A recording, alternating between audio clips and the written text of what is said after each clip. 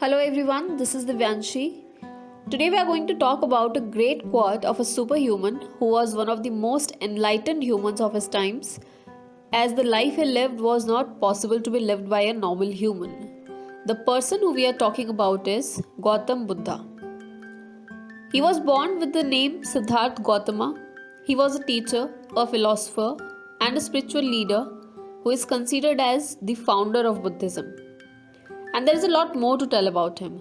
So you may read about him if you really want to know the real meaning of life, or if you want to know what being enlightened or being awakened about life feels like, then you must read about him. Here we are talking about one of the best quotes of him, and that is, as you walk and eat and travel, be where you are, else you will miss most of your life. This quote is very easy to translate or maybe even easy to understand, but if we want to live this quote, it might take our years or maybe almost our life. ये quote basically हमको mindfulness के बारे में बताता है. आप में से बहुत सारे लोगों ने ये वर्ड सुना होगा, पर हम में से बहुत कम लोगों को इसका मतलब पता होता है और हम में से शायद ही कोई, इवन इंक्लूडिंग मी, माइंडफुली जीता होगा. क्योंकि अगर हम लोग माइंडफुली जीने लग जाएं तो the most growing and grave problems of these times like depression, anxiety और अनवांटेड स्ट्रेस, जिसका रीज़न भी हमें नहीं पता होता है, ये सब बहुत कम हो जाएगा. But it's not everyone's cup of tea to live mindfully, as it is a very very difficult practice. और डिफ़िकल्ट से भी पहले it is a very rare thing, क्योंकि एज आई मैंशन बहुत कम लोगों ने इस वर्ड को सुना होता है और उससे भी कम लोगों को इस वर्ड का मतलब पता होता है.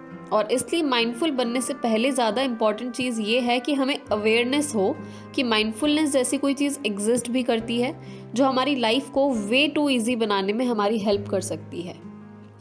सो इन दिस वीडियो हम सबसे पहले बात करते हैं कि माइंडफुलनेस होती क्या है. What does it mean to live mindfully? So mindfulness is basically the quality और स्टेट ऑफ बीइंग कॉन्शियस और aware about where we are and what we are doing. Maximum times हमारे साथ ऐसा होता है कि हम फिजिकली कहीं और प्रेजेंट होते हैं और मेंटली हमारे माइंड में कुछ और ही चल रहा होता है. मेंटली हम कहीं और होते हैं. When we are at home we get stressed about going to job. When we are at job we are tensed about getting a better job.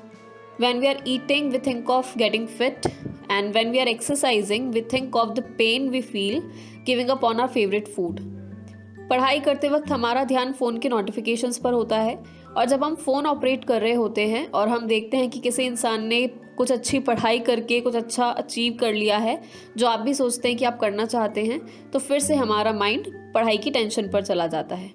और ये सब सोचने का प्रोसेस इतना फास्ट और फ्रीक्वेंट होता है कि हमें पता ही नहीं चलता कि हम हमारे थॉट्स में कहाँ से कहाँ पहुँच जाते हैं, और हमें रियलाइज़ ही नहीं होता that how much time we have spent thinking about a problem that never existed. हम सोच कर कुछ ऐसी प्रॉब्लम क्रिएट कर लेते हैं जो कभी एग्जिस्ट रियल में करती ही नहीं थी और शायद कभी करे ही ना.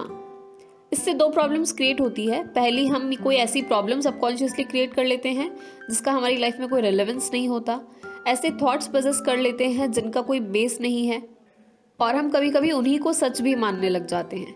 हम उन प्रॉब्लम्स का स्ट्रेस कलेक्ट करने लगते हैं जिन्हें शायद हमें कभी फेस करना ना पड़े, या अगर कभी करना भी पड़े तो हम में वो पावर है उसे फेस करने की, लेकिन ओवर थिंकिंग की वजह से हमने वो स्ट्रेस कलेक्ट कर लिया है जो हमें हमारी पावर्स को रियलाइज़ नहीं करने देता है.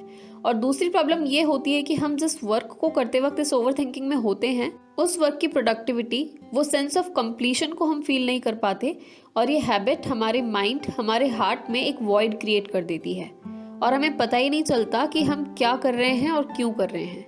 And we start feeling annoyed and frustrated with our jobs, our family, our friends, our days, or even the life that we are living.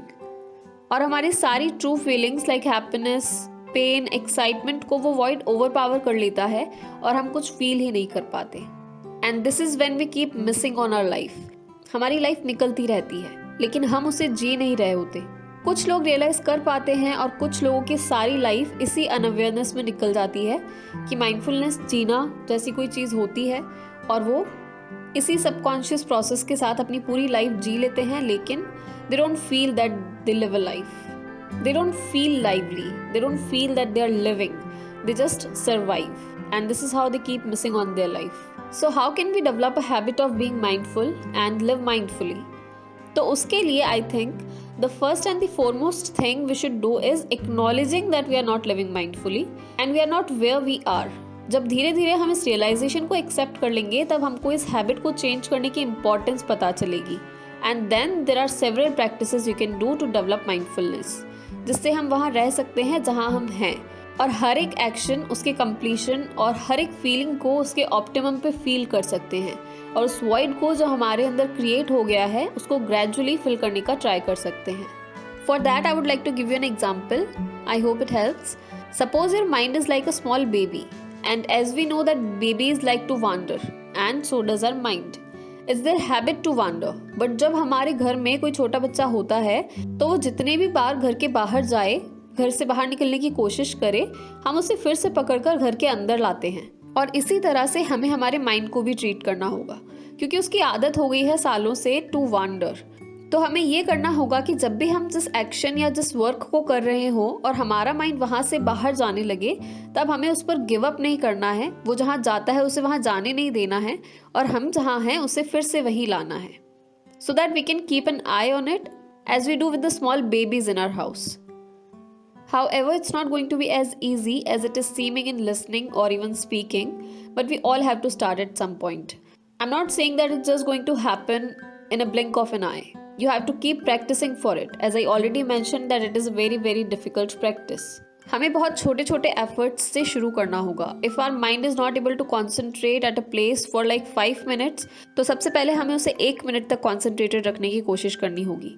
फिर उसके बाद कुछ दिनों बाद जब हमारा माइंड 1 मिनट तक कॉन्सेंट्रेट इजीली कर पाएगा तो उसे 2 मिनट तक प्रैक्टिस करनी होगी। इसी तरीके से हमारा जो टाइम ड्यूरेशन है हमें उसको ग्रेजुअली इंक्रीज करना होगा। Because if you have a habit of shifting your attention to something else, if you don't find something interesting even for like 2 minutes or something, then obviously you have to start from there only, if we wish to live a better life than we are living. And this is the best way to start. And after we start feeling quite comfortable and habitual of doing this, we can go for many other practices to help us do this better, like meditation, eating right, sleeping right, thinking right, and there are various practices that we can do to live mindfully and develop a habit of being mindful. Although mindfulness is not a topic to be talked about in some 10 minutes video, इसके बारे में और भी बहुत सारी deep और meaningful बातें हैं, and I've tried to talk about it with my limited knowledge of it. And I hope it helps. आपके जो भी इससे related thoughts या ideas हो, please share them with us through the comment section. We would love to learn from you too. So in the end, I would just like to say that think mindfully, breathe mindfully, and live mindfully. Thank you so much.